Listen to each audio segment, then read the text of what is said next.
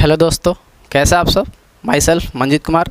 और आज हम halo alkane and hello Erin chapter के सेकंड लेक्चर की तरफ आ गए हैं, जिसमें हम आईपीएससी नॉमेनक्लेचर तथा कॉमन नेम के बारे में डिस्कस करेंगे। जितने भी बोर्ड के क्वेश्चंस आ रखे हैं उसको भी डिस्कस किया जाएगा। ये इतना मोस्ट इम्पॉर्टेंट टॉपिक है आईपीएससी नॉमेनक्लेचर, जहाँ से जेईई मेंस, नीट और बोर्ड तीनों मिलकर के यहाँ से क्वेश्चन फ्रेम करते हैं। और एनसीईआरटी का एक ऐसा एक्सरसाइज जहाँ से जेईई मेंस में क्वेश्चन बनते हैं, तो उस चीज़ को आज हम लोग डिस्कस करेंगे बहुत अच्छे तरीके से। इस लेक्चर को देखने के बाद से आईपीएससी नॉमेनक्लेचर में आपको दिक्कत ना के बराबर होगी। और जितने भी बोर्ड के क्वेश्चंस हैं अब इस लेक्चर को देखने के बाद वो बनना स्टार्ट हो जाएंगे। ठीक है, तो आइए स्टार्ट किया जाए। तो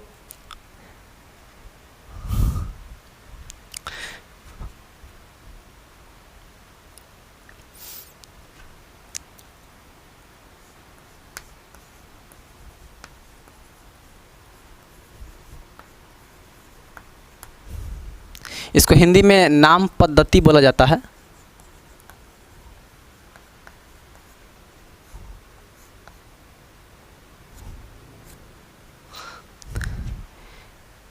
इसको दो पार्ट में पढ़ा जाता है, एक कॉमन नेम में, एक आईपीएससी नेम में। हाँ, बोर्ड में कौन सा पूछता है, तो बोर्ड में केवल और केवल आईपीएससी पूछता है। तो ये बात क्यों आएगी कि हमें कॉमन नेम क्यों पढ़ना चाहिए। तो कॉमन नेम हमें इसलिए पढ़ना चाहिए कि जो क्वेश्चन बोर्ड में फ्रेम किए जाएंगे वो कोई ज़रूरी नहीं होता है कि आईपीएससी ही दे। वो कॉमन नेम दे करके हमें हो सकता है कि थोड़ा सा डिस्ट्रैक्ट करने की कोशिश करे ताकि हमें कुछ पता ना हो, इसीलिए कॉमन नेम जानना ज़रूरी होता है। चलिए आगे चला जाए। तो इसमें दो टॉपिक हो जाएंगे। पहला कॉमन नेम,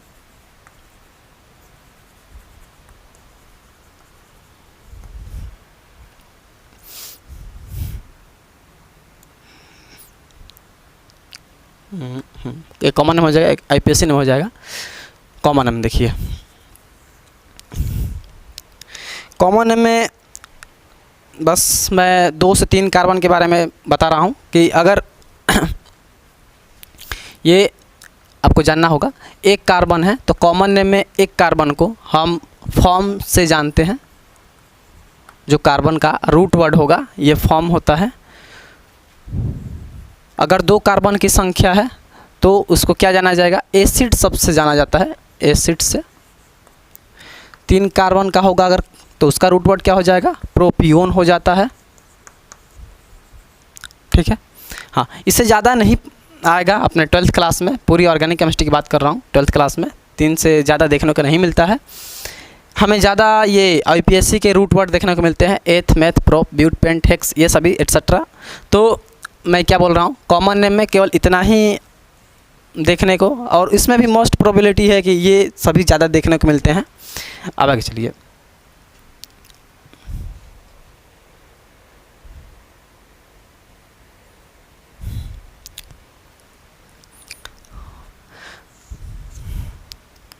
तो हम जो चैप्टर पढ़ रहे थे वो चैप्टर कौन सा था, halo alkane and hello Erin. तो हम उसी चैप्टर के कॉमन नेम की बातें करेंगे इसमें। तो आगे देखिए, हेलो एल्केन,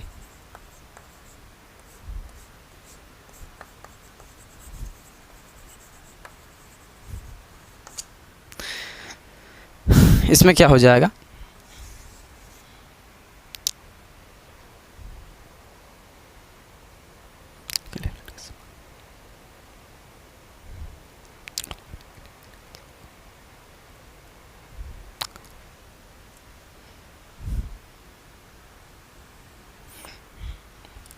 चलिए इसमें क्या है, ये क्या बता रहा है, ये यही बता रहा है कि ये हैलोजन से आया है। और ये क्या बता रहे हैं, ये बता रहे हैं कि ये एल्केन समूह से आए हुए हैं। और एल्केन में भी एक लगा हुआ होगा, तो ये एल्केन ना होकर के जनरली कौन सा हो जाता है, तो ये एल्काइल होते हैं, एल्किल। क्योंकि एक हाइड्रोजन की कमी है और वो हाइड्रोजन की जो कमी है वो हैलोजन आकर के पूर्ति कर रहा है, तो एल्केन ना होकर के वो एल्काइल हो जाता है। तो एल्काइल हैलाइड तो इसको हम हेलो एल्केन के जगह पे ये भी बोल सकते हैं कि एल्काइल हाइलाइड। ठीक है, तो एल्काइल हाइलाइड का नोमेनक्लेचर कैसे किया जाएगा?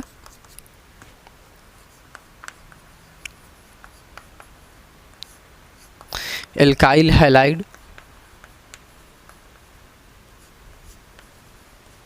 का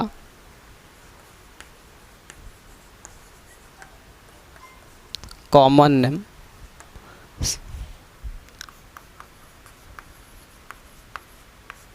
लिखते समय पहले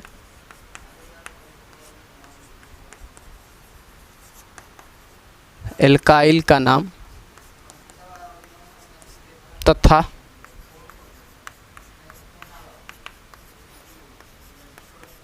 बाद में हाइलाइड का नाम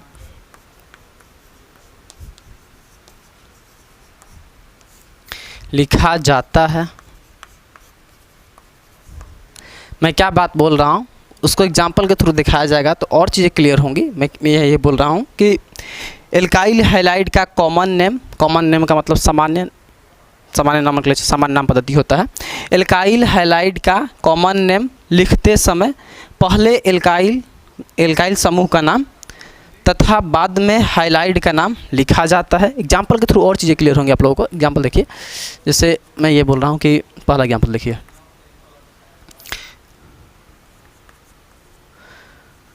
CH3 CH2 CH2 CH2 और यहाँ पे लगा दिया हूँ Br, इस तरीके से लगा हुआ है। तो इसका कॉमन नेम लिखा जाएगा तो आपको एक चीज़ क्लियर होगी कि भैया ये जो हम देख पा रहे हैं, ये जो हम डॉटेड वाला आप देख पा रहे होंगे, ये जो आप डॉटेड वाला देख पा रहे होंगे ये क्या है? तो भाई मुझे पता लगा कि अरे यार ये तो एल्काइल है।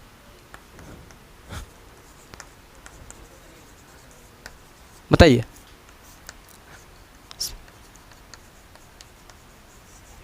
क्योंकि ये तो एल्काइल है।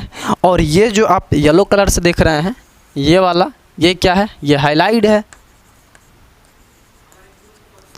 तो मैं बोल क्या रहा हूँ इसके थ्रू क्या बोला जा रहा है? Alkyl halide. ये पूरा क्या है? एल्काइल हाइलाइड है। देखिए ध्यान से, ये यहाँ से यहाँ तक एल्काइल और वो हो जाएगा हाइलाइड। पूरे को मैं क्या बोलूँगा? एल्काइल हाइलाइड बोला जाएगा। तो एल्काइल हाइलाइड का कॉमन नेम करते समय या लिखते समय सबसे पहले एल्काइल का नाम तथा बाद में, सबसे पहले किसका नाम? एल्काइल का नाम, बाद में हाइलाइड का नाम लिखा जाता है। बाद में हम उसको लिखेंगे, सबसे पहले इसको ही लिख लिया जाता है। तो इसका नाम क्या हो जाएगा? क्या है ये?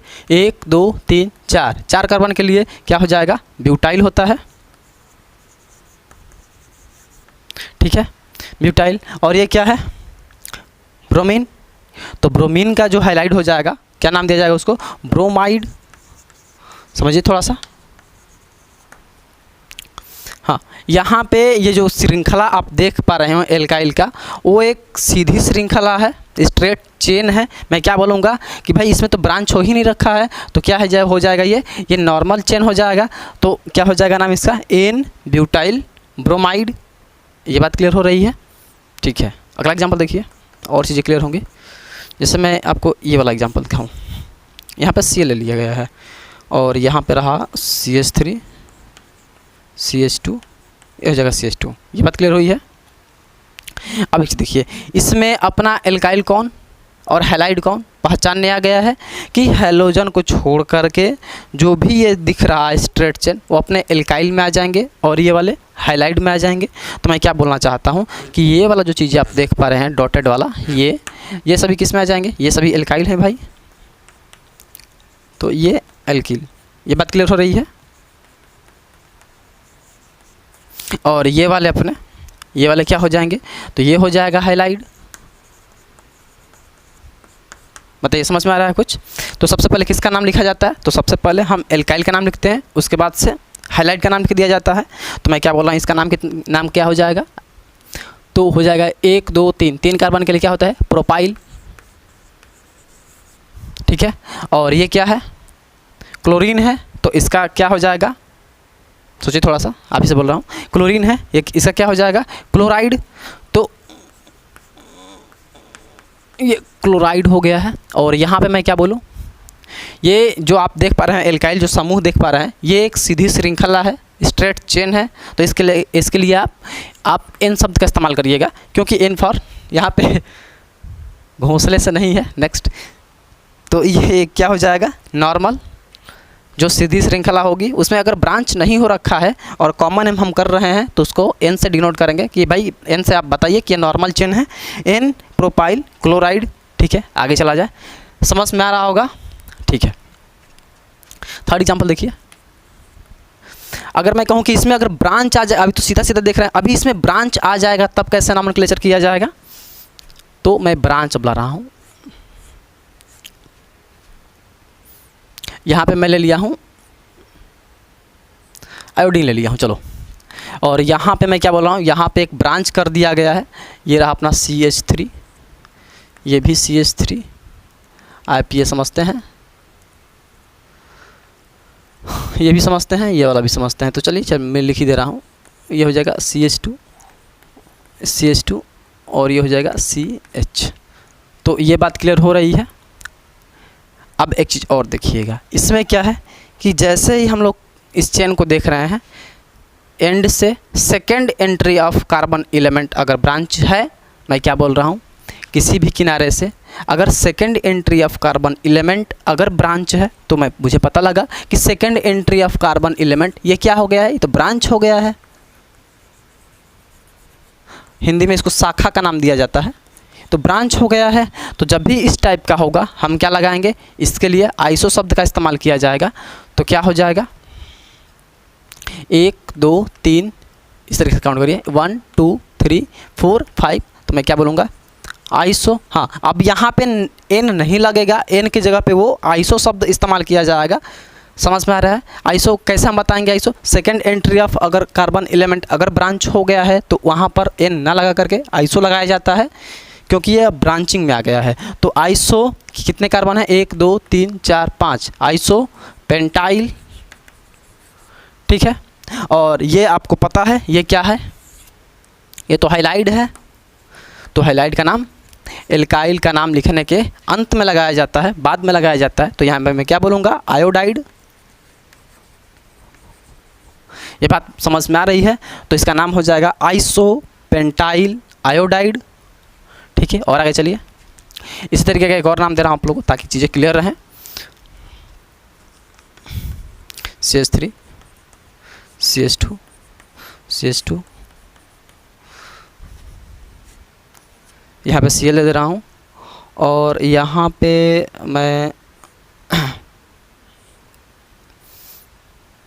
CH3 दे रहा हूँ।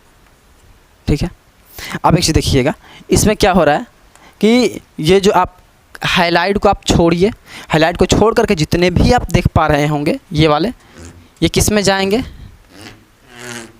ये किस में जाएगा, ये एल्काइल में जाएगा। तो एल्काइल के लिए मैं लिख दे रहा हूँ, ये भाई तो एल्काइल हो गया है।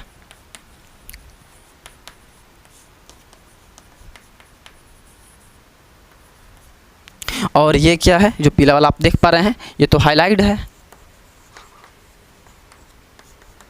तो इसके लिए मैं क्या बोलूँगा, अब इसमें भी एल्काइल में भी अब ब्रांच हो रखा है। तो ब्रांच कौन सा है, तो ये वाला second entry of carbon element अगर ब्रांच हो जाएगा तो उसके लिए क्या शब्द का इस्तेमाल किया जाता है, तो आइसो शब्द का इस्तेमाल किया जाएगा। ये देखिए ब्रांच लग गया है। अब देखिए एल्काइल का पहले लिखा जाएगा, अब एल्काइल में भी ब्रांचिंग हो रखी है तो हम क्या लिखेंगे, पहले ब्रांच वाला, और ब्रांच के लिए क्या लगेगा, second entry of carbon element अगर ब्रांच हो जाएगा तो उसके लिए हम आइसो शब्द का यूज करते हैं। तो इसमें क्या हो जाएगा, आइसो कितने कार्बन देख लीजिए, 1 2 3 4 5, 5 कार्बन। तो 5 के लिए पेंटाइल, पेंटाइल। और ये एल्काइल का नाम हम लोग लिख दिए हैं, और यहाँ पे लास्ट में हाइलाइट लगाया जाता है। तो ये क्या है, क्लोराइड बन गया है। देखिए नॉमेनक्लेचर करने आ रहा है, कॉमन नॉमेनक्लेचर कैसे किया जाएगा, तो आइसो पेंटाइल क्लोराइड। ठीक है, इसको नोट डाउन करिए, तब तक आगे चला जाए। कितने हो गए थे, 4 हो गए थे, 1 2, हाँ 4 हो गए थे। आइए 5वें पे, तो मैं इस टाइप का स्ट्रक्चर दे रहा हूँ, CH3 CH यहाँ पर CH3, यहाँ पर भी CH3, CH2, यहाँ पे H नहीं रहेगा क्योंकि चारों फिट हो गए हैं। एक कार्बन का 4 होना चाहिए, तो 4 हो गया है। 1 2 3, ये रहा 4। तो मैं क्या बोलूँगा, CH3 CH2, और यहाँ पे कितना हो जाएगा, तो ये CH2 और यहाँ पे मैं बोल दे रहा हूँ, चलो इसको ले लिया जाए फ्लोरीन। ठीक है। अब एक चीज़ आप देखिएगा कि यहाँ पे ये वाला देखा जाए तो ये कहाँ से आ रहे हैं, ये हैलोजन से आ रहे हैं। तो क्या है ये, हैलाइड। ये बात क्लियर हुई होगी।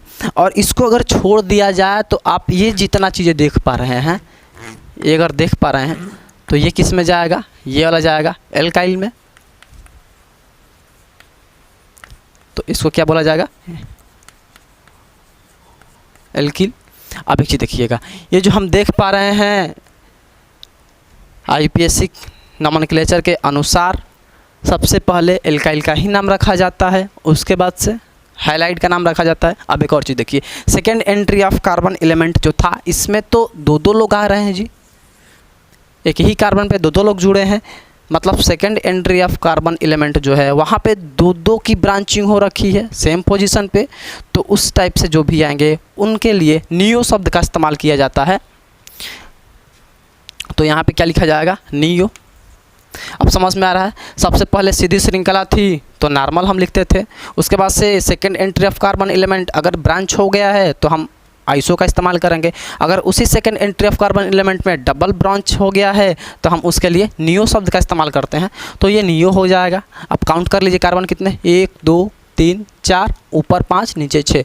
तो नियो यहाँ पे क्या हो जाएगा, हेक्साइल। ठीक है। और ये हाइलाइड क्या, अब इसका नाम हो गया है, एल्काइल का नाम पूरा कंप्लीट कर दिया गया। इसका नाम अब बाकी है, इसका नाम लिख लीजिए। इसका नाम क्या है, तो फ्लोराइड। तो नियो हेक्साइल फ्लोराइड। ठीक है। चलिए आगे चला जाए, बेंजीन पे आ जाए। हेलो एल्केन तो हम देख ही लिए हैं। हेलो एरिन का आप थोड़ा सा देख लिया जाए कि हेलो एरिन क्या हो जाएगा। तो हेलो का मतलब आपको, चलिए यहाँ पे लिख करके समझा रहा हूँ ताकि और क्लियर हो।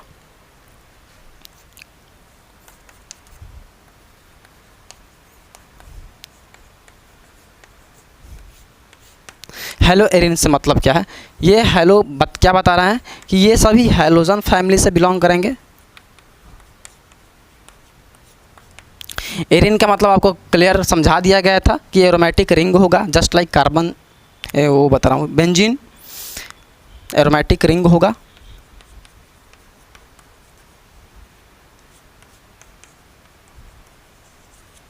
ठीक है।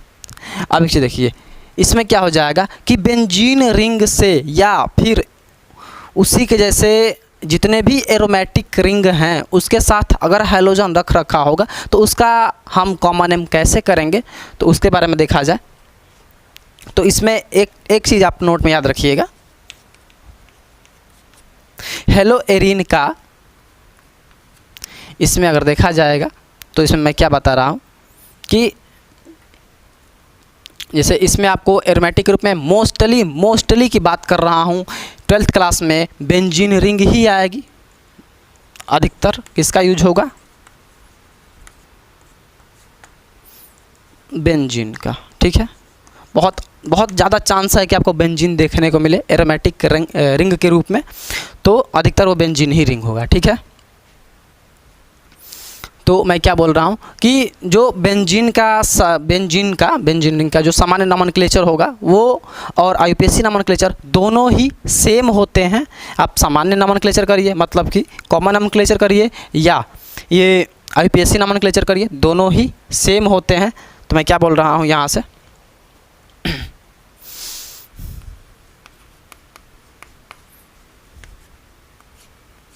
हैलोजन वाले बेंजीन के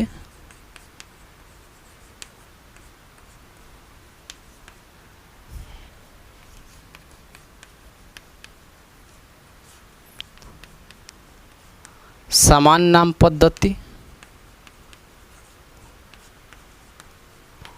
तथा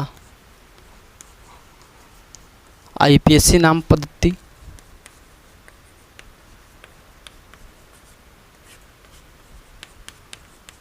दोनों ही समान होता है। ठीक है, ये बात क्लियर हुई है। तो दोनों ही सेम हो जाएगा। इसका एग्जांपल देखा जाए, जैसे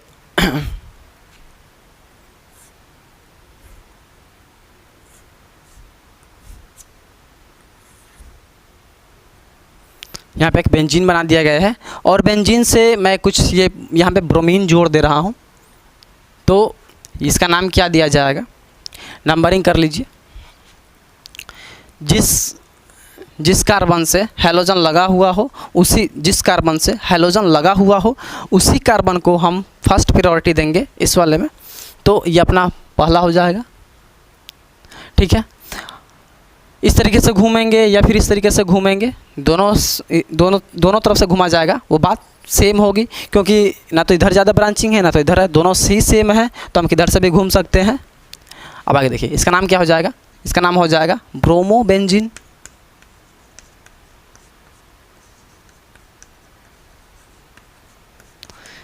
ये सब्स्टिट्यूएंट का नाम पहले रख लीजिए, प्रतिस्थापी बोला जाता है हिंदी में सब्स्टिट्यूएंट को, तो इसका आप नाम पहले रख लीजिए। तो ये हो जाएगा ब्रोमो, और ये बेंजीन रिंग आ गई है तो ये हो जाएगा बेंजीन। ये बात क्लियर हुई है। ठीक है, एक और चीज़ देखिए, सेकेंड वाला क्या बोला जा रहा है कि यहाँ पे इस तरीके से है, मैं यहाँ पे एक Br लगाया हूँ और यहाँ पे लगा दिया हूँ Br।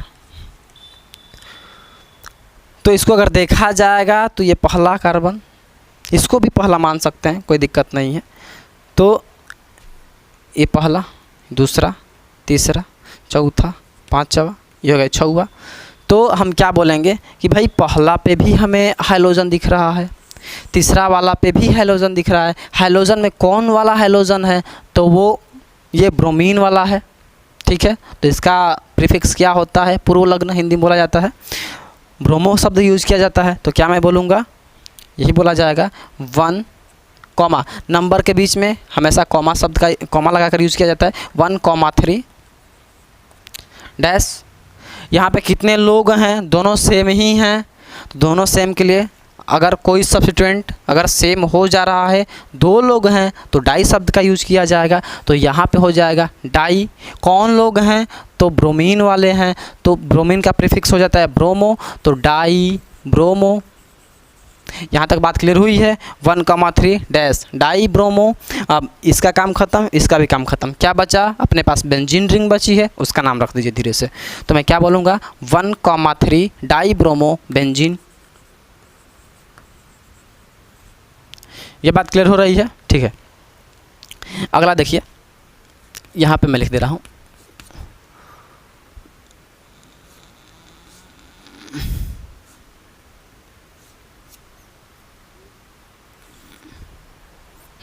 यहाँ पे लगा लीजिए फ्लोरीन। यहाँ पे मैं भी बोल रहा, ये भी फ्लोरीन हो गया और ये भी फ्लोरीन हो गया। इसका नाम कैसे रखा जाएगा, तो किसी एक को भी आप नाम दीजिए, 1, 2, 3, 4, 5, 6।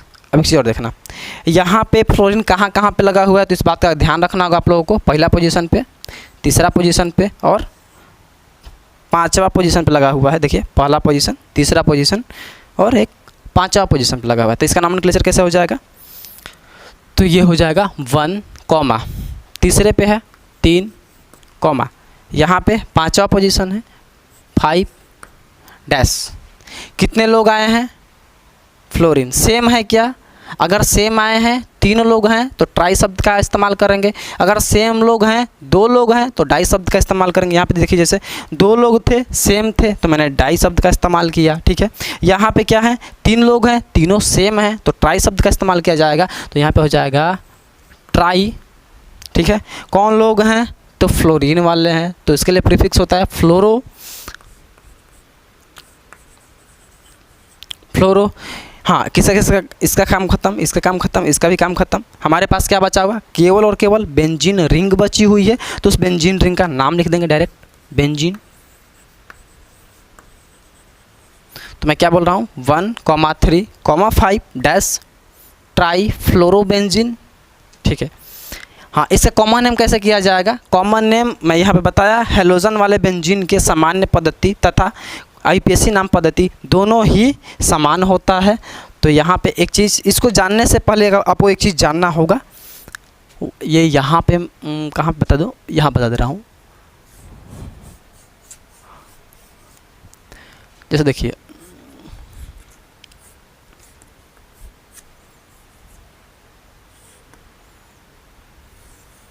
ये बेंजीन रिंग है और इस बेंजीन रिंग में मैं बोल रहा हूँ कि इसके रेस्पेक्ट में ये कोई यहाँ पे सब्स्टिट्यूएंट लगा होगा।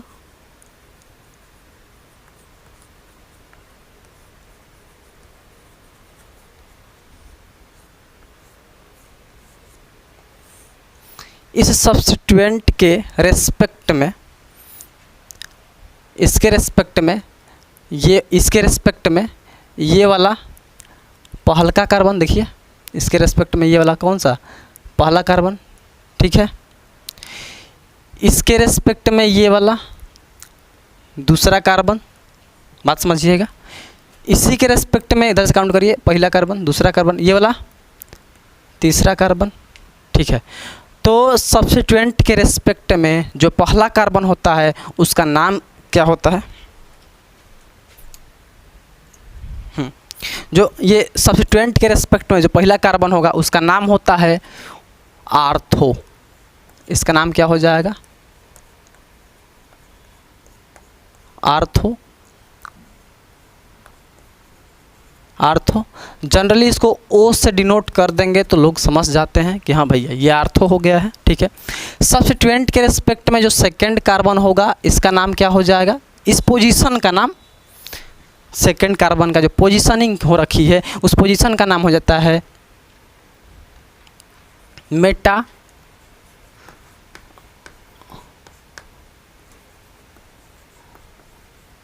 और यहाँ पे इसको भी हम एम से डिनोट कर देंगे तो लोग समझ जाते हैं कि भाई ये तो मेटा है।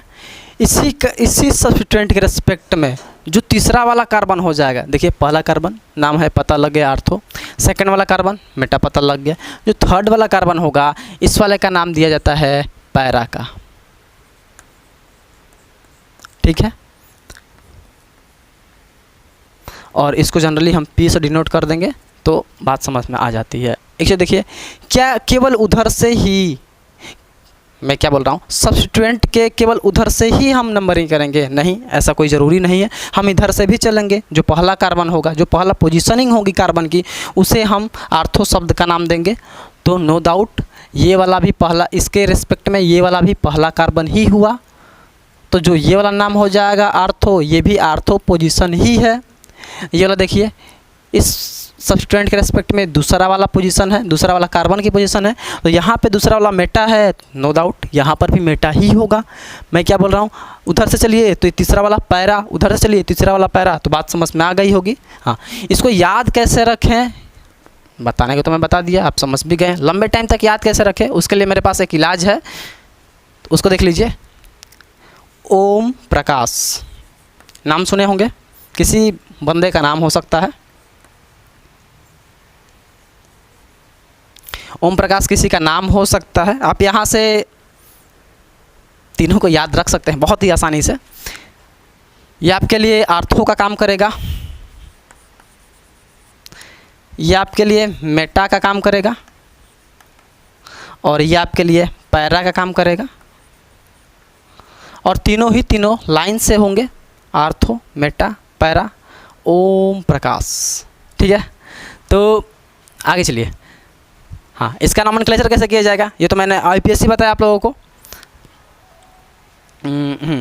कॉमन देखिए, यहाँ पे ब्रोमोबेंजीन, नो डाउट इसमें आईपीएससी, और ये आईपीएससी है जी।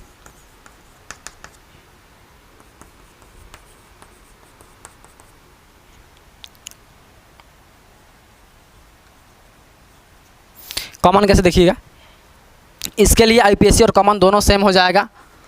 जो कॉमन नेम होगा इसके लिए ब्रोमोबेंजीन ही होगा,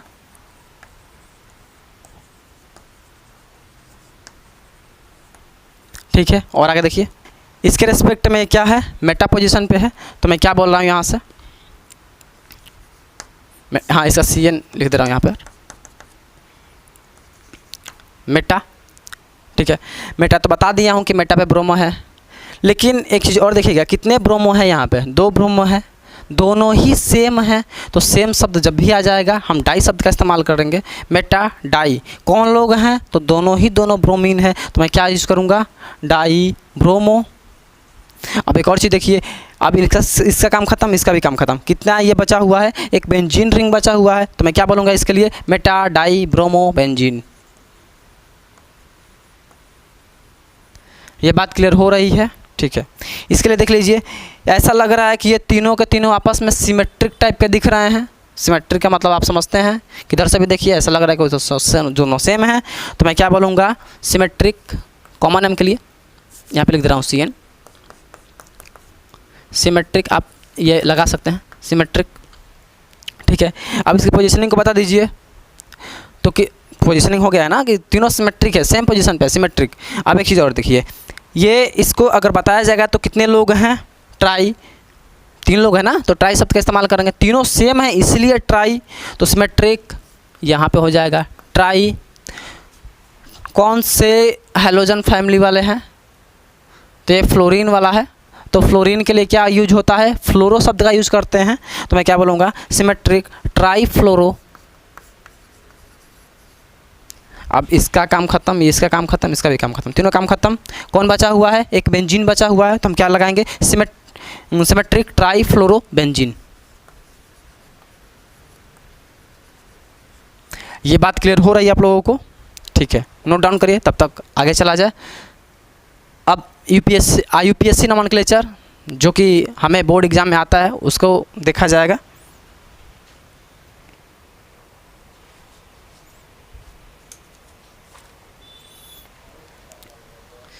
चलिए आगे चला जाए।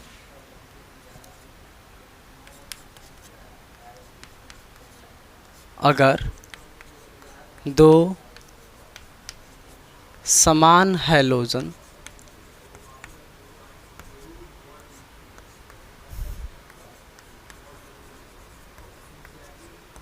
एल्केन पर लगे हो, तब इसमें मैं क्या बता रहा हूँ कि अगर 2 समान हैलोजन हैं और एल्केन में लगे हुए हैं तो उसको कैसे देखा जाएगा, उसका भी कॉमन नॉमेनक्लेचर है, तो उसको बता रहा हूँ। अब एक चीज़ देखिए, इसमें हो क्या जा रहा है कि इसमें 2 टाइप के होंगे।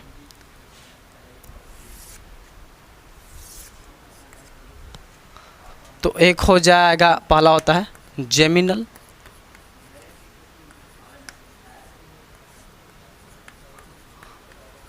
जेमिनल डाई हाइलाइड, और सेकंड वाला हो जाएगा विसिनल डाई हाइलाइड, विसिनल।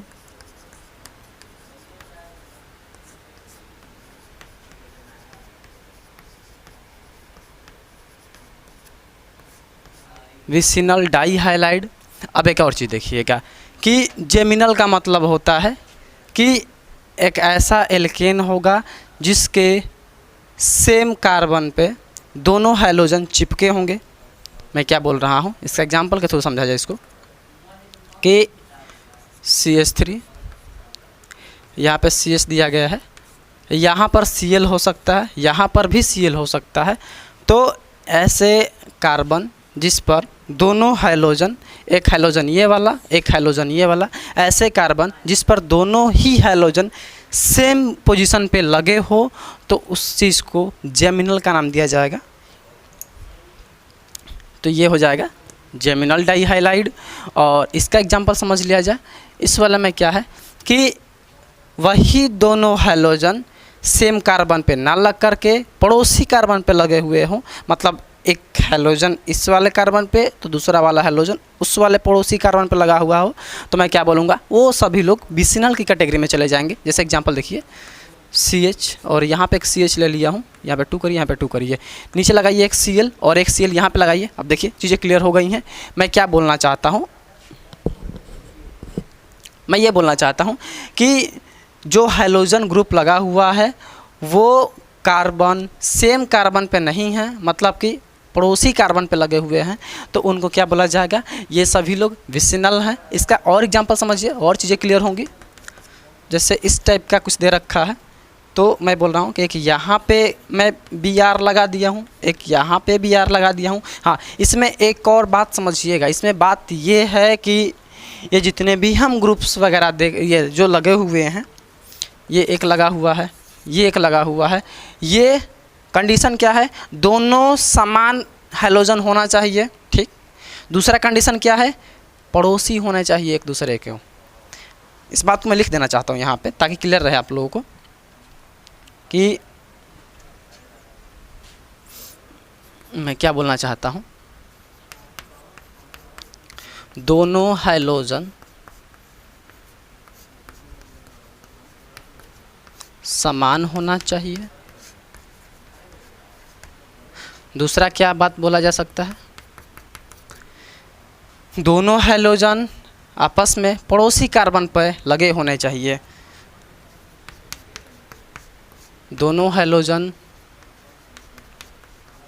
पड़ोसी कार्बन पर होने चाहिए। देखिए आपकी भाषा में ये चीज़ें क्लियर हो रही हैं। दोनों हैलोजन समान होना चाहिए। देखिए विसिनल के लिए क्या है कि दोनों हैलोजन समान होना चाहिए और दोनों हैलोजन पड़ोसी कार्बन पे लगे हुए होने चाहिए। इसका और एग्जांपल देखिए तो और क्लियर हो जाएगा। तीसरा एग्जांपल देखिए, मैं क्या बोल रहा हूँ, इस तरीके से कोई दे रखा है, एक यहाँ पे मैं F लगा दिया हूँ और एक यहाँ पे F लगा दिया हूँ। ये बात क्लियर हो रही है। देखिए ये एल्केन है, बात ही बोली जा रही है उसमें कि अगर दो समान हैलोजन एल्केन पर लगे हो तब हम जितना भी ये बनाएंगे सभी एल्केन ही होने चाहिए, एल्केन पर लगे हों। देखिए ये दो समान है, हाँ भाई फ्लोरीन, ये भी फ्लोरीन, और ये एल्केन है, हाँ एल्केन में है। तीसरा बात क्या हो गया है, ये दोनों पड़ोसी कार्बन पे लगे हुए हैं तो इसको बोला जाएगा ये विसिनल हैं। ये बात क्लियर हो रही है, ठीक है। विसिनल और विसिनल तो पहचान में आ गया है। जेमिनल कैसे पहचानेंगे, हाँ एक और चीज़ इसमें मैं मेंशन और कर दूं, तीसरा में कार्बनिक यौगिक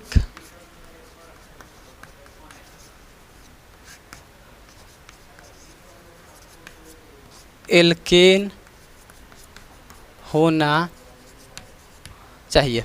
और चीज़ें उसमें देख लीजिए और क्लियर कट हो गया है। कार्बनिक यौगिक एल्केन होना चाहिए, हाँ ठीक है एल्केन है। एल्केन का मतलब बता दिया गया है, कार्बन कार्बन सिंगल बॉन्ड होगा तो एल्केन हो जाता है। दोनों हैलोजन समान होना चाहिए, सेम है, हाँ भाई सेम है। दोनों का हैलोजन पड़ोसी कार्बन पर होने चाहिए, हाँ ठीक है। अब आगे देखिए इस वाले का एग्जाम्पल तो पहले समझा दिया हूँ, इसमें दूसरा एग्जाम्पल देखिए और चीज़ें क्लियर होंगी। जैसे ये दिखा रहा हूँ,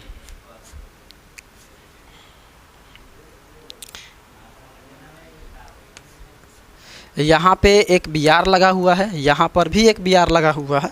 मैं क्या बोल रहा हूँ, देखिए ये एक एल्केन है, एल्केन की ही बातें होंगी, इसमें एल्केन की ही बातें होगा। तो ये हमें एक एल्केन दिख गया, एक एल्केन है, हाँ भैया एक एल्केन है।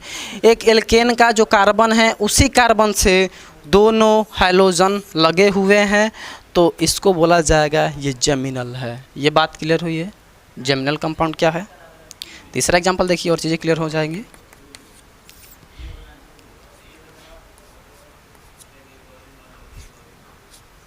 यहाँ पर आप Cl बोलिए, यहाँ पर भी Cl बोलिए, तो आप समझ पा रहे हैं कि अरे यार ये तो सेम है। हाँ इसमें बात क्या होनी चाहिए, तो सेम उसी चीज़ को आप कॉपी करिए।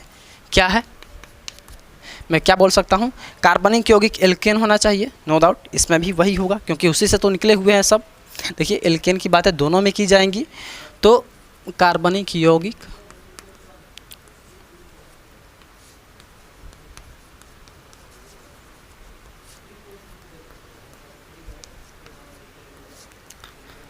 एल्केन होना चाहिए।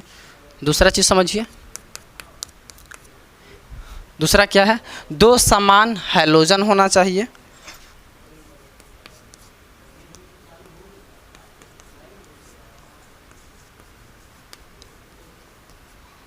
दो समान हैलोजन होना चाहिए। तीसरा क्या बात बोल रहा हूँ, वो दोनों ही समान हाइड्रोजन सेम कार्बन पे लगे होना चाहिए। जैसे देखिए यहाँ पे, जैसे देखिए यहाँ पे, जैसे देखिए यहाँ पे, तो मैं क्या बोल रहा हूँ, वो दोनों हाइड्रोजन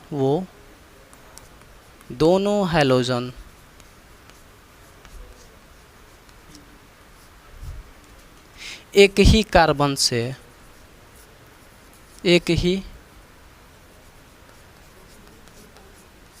कार्बन पर लगे होना चाहिए। ये बात क्लियर हो रही होगी आप लोगों को? ठीक है,